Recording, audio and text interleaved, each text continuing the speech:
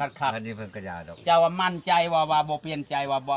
บ่จีบผู้อื่นทำเราพ่อใหญ่ว่ามั่นใจคักเอาสิ เจ้ามั่นใจ แต่หน้าคอยสิหาของฝากใหม่ไปสินะ เจ้าบ่ได้เปลี่ยนใจ บ่ แน่ใจบ่จักเปอร์เซ็นต์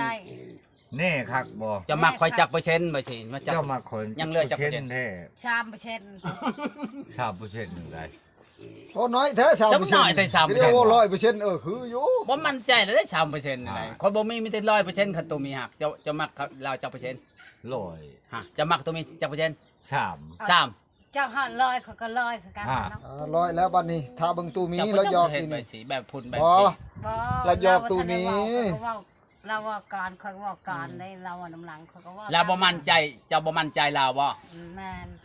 เอาคักๆเลย3% เอาคักเลย3% การนะ ว่าไปว่ามาไปว่าตัวมีว่าลอยไปขึ้นลอยเหมือนกัน ว่าลบหน้าลบหลังเนาะ คนละปวดหัวเลย ตัวอย่าง ปวดหัวน้ำเจ้าว่าเนาะ ตัวอย่าง กลับไปกลับมา ว่าเอาคักๆว่า3% โอ้ยเขาว่าไปนี่แหละเนาะ ฮอดบ่ครึ่งสำเนาะพ่อใหญ่ บ่แล้ว 50ก็ยังครึ่งเนาะ ถ้าก็จะว่าเจ้า100%เขาก็100%คือกันนะ ขึ้นร้อยแล้วบัดนี้ตู้เอ้ยขึ้นร้อยแล้วบัดนี้ฮะ แบบว่าเราว่าแบบลองใจ ลองใจเจ้าเราลองใจเจ้ามันสิเย็นจังน้ำหรือสิฮ้อนจังไผ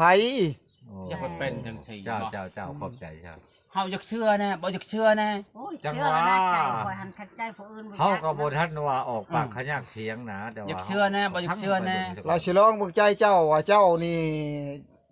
เชียร์นั่นนิ่งหรือบ่ว่ายังฮักจริงหรือบ่ว่า เจ้า นะ เจ้า เออ แม่น คำว่า3%แล้วมันจะไปแล้วมันแล้วนะ เรียบร้อย เรียบร้อยบ่าวทหารแท้ๆแหละ คักปานหยัง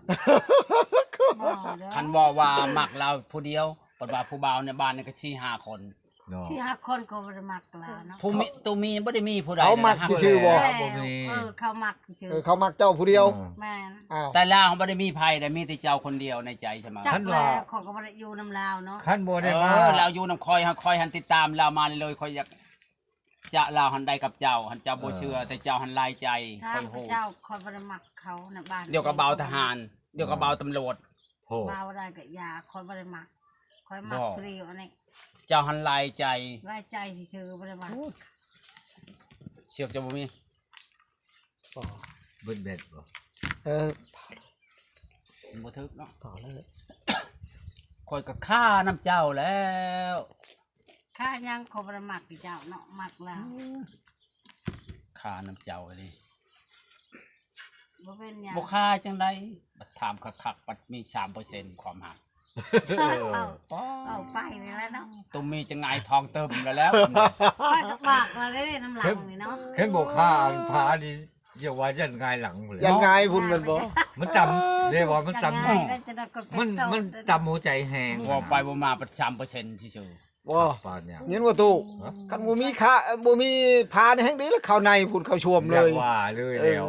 คอยที่ว่าลองใจจะช้ำไหน ลองใจ เราสิลองใจ จะลองใจแล้วลองใจแบบนี้ แม่น อันเราทำเราจะทำแล้วรู้ว่า เจ้ามาคอยอะไรเลยเจ้ามาหยอกคอยทำแล้วเจ้าเข้ามา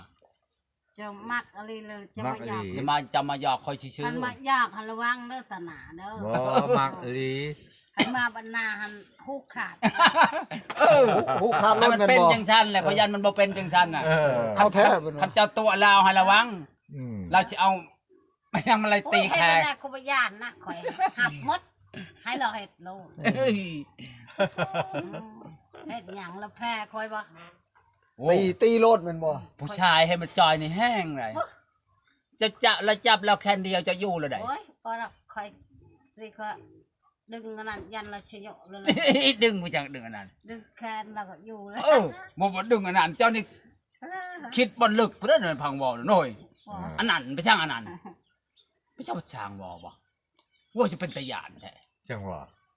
จะญาติมาทางนี้ ญาติเลย ยานแล้วบ่ดึงอันนั้นเนาะไปช่างอันนั้น อืม บ่จะดึงไปช่าง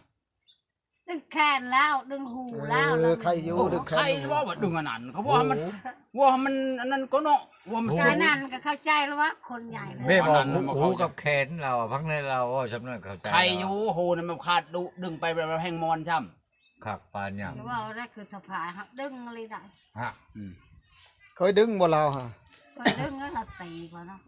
เชียวไว้บ่ ละตีไปใดละตีหยอกว่า มันตียากแล้วตีขาเขาให้อะไรนะ ตีคา แม่ คนหมักคนก็ตีนั่นแหละว่าเราจะจับบึงคามันยัง มูลมาเลย เบ้ว่าคุณหักคนเนาะ เราอยากได้เจ้าใด เออ แต่ว่าเจ้าบ่เอาแล้ว อืม จังว่าคันว่าบ่มัก แต่ว่าเราบ่มีเงินแต่ง บ่ เออ คันว่าบ่มักบ่หักอะไรก็ให้เว้า ได้หาเงินละลายแล้ว อันหาจะเว้าจริงใจจักได้จะเงินเนาะ บ่แม่นอยากได้แต่เงินจะได้เงินล่ะมาให้ผู้ใดคือกันถ้าต้องถามหาเงินไปเชียร์มาขอเข้าใจเออ ตามมาเงินมาขอคัด จังว่า ขร้องไทย50 ล้าน ชาว5 ล้าน ก็ว่าอยากได้แบบเพิ่นเว้าได้เงิน คั มาน เรา ขอ ชื่อคลองเคงหันคอยลดให้เนาะคันเราบ่ได้ชื่อคือว่าแล้ว รถยังรถขาดองฮะ รถขะดอง ชื่ออันนั้นหั่นเด้ ชื่อใช้คอเงิน ชื่อใช้คออีกใช้คอเงินใช้คอเงินโอเคตู้ มาโลด ตู้ ใช้คอเงิน มั่นใจว่ากะสิได้เอาตัวมีได้บ่ รถขะดอง คันละชื่อ เออ คันละ สิรถขะดองให้ ขาดองก็แพงแต่ตัวมีบ่มั่นใจสิบ่มีควายอันนี้แหละ เจ้า รถหันควายหันป่าบ่ได้ ป้าบ่ได้ควาย ลดเงินลดค รุดเงินรุดค บ่ได้ ำงัวก็รุดบ่ได้ ำอ่ะจะกิ โอ้ นไปขายบ่ได้ได้ไง งัวก็รุดบ่ได้มันยังก็รุดบ่ได้เฮ็ดให้ได้ตู้สิได้ จังว่า รุดขะดองเพิ่นว่าขะดองลายบ่ได้เงินลายบ่ได้ ที่ ฮะ ขอไปนี่แหละ บางเทื่อเพิ่นรุดเลยก็มีได้ชื่ออันนั้น คันเว้าสิขายนี่ขายนั่นเฮาบ่มีงัวคือเรา เออ จักเขาสิบ่ คอย ได้ มีงัวบ่ เอ้าก็คือว่าได้ยินข่าวว่าเลี้ยง งัวลูกช่องโตนะ เอาสองโต บ่ มันก็ คันว่าเพิ่นซื้อใส่ซอยเงินให้แล้วเจ้าสิลดขาดองให้เพิ่น มา ลดอีหลีบ่ รถอะไร จะบ่ตัวแล้วบ่ บ่ร ข ถ นาด ก็ ตัว บ่ แม่ ได้รถลายละครึ่งนึงแล้วเนาะ ครึ่งหนึงก็ยังใครเขาว่าลดได้ จาก ก็ 10 ล้าน ได้ 5 ล้าน ใส่ซอยเงิ จาก10 ล้านและ5 ล้านบ่ เจ้า รถ จาก10 ล้านก็5 ล้าน คันว่าเพิ่นซื้อใส่ซอยเงินให้แล้วเจ้าสิลดขาดองให้เพิ่นลดอีหลีบ่ จาก มันออกขนาดพุ่นนะ จาก10 ล้าน5 ล้านแม่นบ่ป้าตู้เอ้ย5 ล้านผู้สิรุดให้ โอ้ดีแล้วดีแล้ว ค่าดองพุ่น10 ล้านเพิ่นก็รุดให้5 ล้าน โอ้ยดีแล้วครับ อ้าวชาวล้านก็ครึ่งหนึงเด้จ่ายเห็นได้ฉันทอแต่ควายรุดบ่ได้ ผู้ใดมาขอบ่แล้วจังเว้ากันเนาะนี่ยังบ่ได้มาขอผู้เว้าบ่ได้ บัดคอพุ่นเว้ากันอีกจักก็เว้าขึ้นไผจัก แบบจังหวะ ยันว่าโตบ่ ยันว่าต่อลงเพิ่นต่อขึ้นจะคือลักโทรศัพท์นี่เนาะ คือรักโทรศัพท์อีก มันจักทอนเจ้าว่านั่นเป็นนั่นแล้วเขาต่อบ่แม่นชั่วเดียวเด้ เช้าว่าจะได้สิซอยเงินก่อนก็ได้บ่สิซอยเงินนี่สิซอยเงินนี่แล้ว คันว่ามันมีนิรุตนิรุยก็ได้หั่นแหละ สิซอยก็บ่หลายดอกประมาณ200,000 300,000นี่แหละ ทำนั้นมันธรรมดาดอกขายหมูตัวหนึงก็พอแล้ว ขายหมูมีหมูบ่ มีบ่หมู มันหันสิมีหั่นแหละเงินซื้อเอา มีเงินเรามีซำนั้นแล้วว่าคะแนนบ่ผู้จักว่าผู้สาวนี่ว่าโอ้ลุดขาดองให้ว่าอืม คันว่ามักจริงใจแท้หั่นนะเรียกว่าใจ จังเว้าเนาะ เรียกว่าใจเต็มร้อย เออ มักก็บ่เว้าเนาะ แบบว่าใจเต็มร้อยแม่นบ่ เต็มร้อยแล้ว เออถือว่าลุดได้ เออ โอ้บัดนี้บ่สิได้เมียบัดนี้บ่เนาะ เจ้า เต็มที่แล้วบัดนี้เนาะ โอ้สะดวกแล้ว ตู้พายสิแค้นแล้วบัดนี้ป้าตัวเชียวเขาได้เมียแล้วว่าเฮ็ดอะไรเด้ คันบ่ได้เมียบัดนี้มันก็สำคัญใหม่อยู่แล้ว ช้ำช้ำเกิดใหม่โลดแม่นบ่บ่มีผู้สาวไรบ่มักช้ำนี่ฮะ แม่น โอ้ ยันเว้าคือไปจักเนาะ บ่แม่นว่าคือเว้าแบบตัวจริงรู้ได้ค่อยเว้าฮะ โอ้ พวกเก่ง เขาบ่ได้เว้าคือ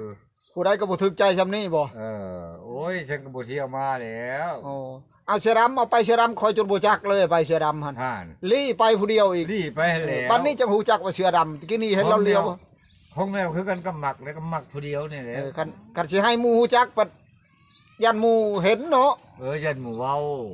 ว่าเฮา อ นี่ชื่ออันเนี้ยนี่นั่นไป โอ้คอยบ่จักแล้วนี่เสือดำนี่เลยเจ้าเรามาเฮิงบ่ได้ ก็ขอเจ้าเห็นมา โอ้ยก็ว่า แบบมันปลอมมาเสด็จมาเลยนะ แบบเสด็จมาเลย โอ้เฮ็ดจังไดบัดนี้เมื่อบ่บัดนี้เมื่อบ่บัดนี้ จังหวะเอาตั้งแต่ เมื่อแล้วก็บ่ลาผู้สาวได้ลาผู้สาวได้บัดนี้ได้ ทีมงานเฮาว่า ลาผู้สาว เฮาก็บ่มีปัญหา ลาผู้สาวดูเมื่อได้บอกผู้สาว เออ เออ ครึ่งหนึง บัดนี้สิได้เมื่อเลย เออ อยู่ดีมีแห้งแล้ว เอ ด้วย อ ช่วยจุฬาแล้ว ให้โชคให้มานบ่ ให้โชคให้มาน โชคกับไผ มาร เจ้า วย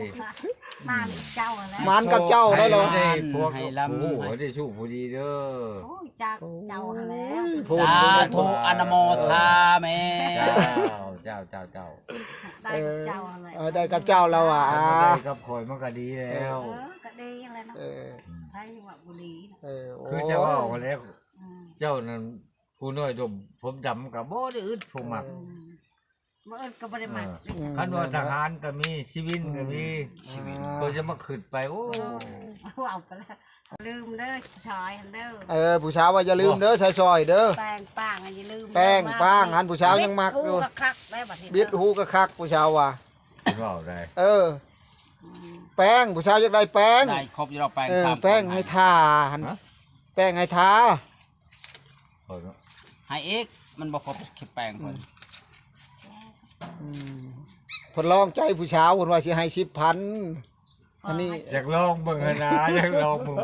อยากยกเบิ่งใจผู้สาวนี่มันสิเต็มร้อยเบิ่งคือว่า คือว่า คือว่า3%เฮาก็อยากคือเราเว้าหั่น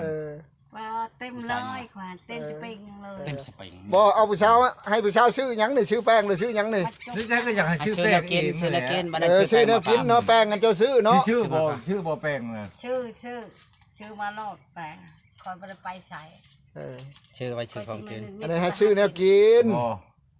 บ่ยอกให้ชื่อแนวกินมากินจะได้มันแซ่บ วันนั้นเราสิซื้อมาเราเป็นห่วงเบิ่งดูว่าเราเป็นห่วงความเป็นห่วง เป็ อ่ะ นห่วงเราบ่เป็นธรรมดา บ่บ่คงนะชีมัน แต่ว่าเราก็บ่ได้ท้อได้นี่นะยังบ่ได้ท้อได้ บ่แม่นว่าเฮาเว้าได้ คันเฮามีหยังเฮาก็มาผากเรา แม่น ตู้มีเนี่ยเราเอาจากใจยิ่งเล เรา ย สิลึกชาติประมาณคุณเฮาเลยก็แล้วแต่ โอเคโอ้เมื่อบัดนี้เนาะ ชื่อเองบ่ได้ทีมมันมี ว่า ทีม เราจะพาไปหาซื้อ โอเคทุกคนถือว่าคลิปนี้ก็ขอจบซ้ำนี้ก่อนเด้อทุกคนขอกราบคำว่าสบายดี เป้ก็จืดๆเลย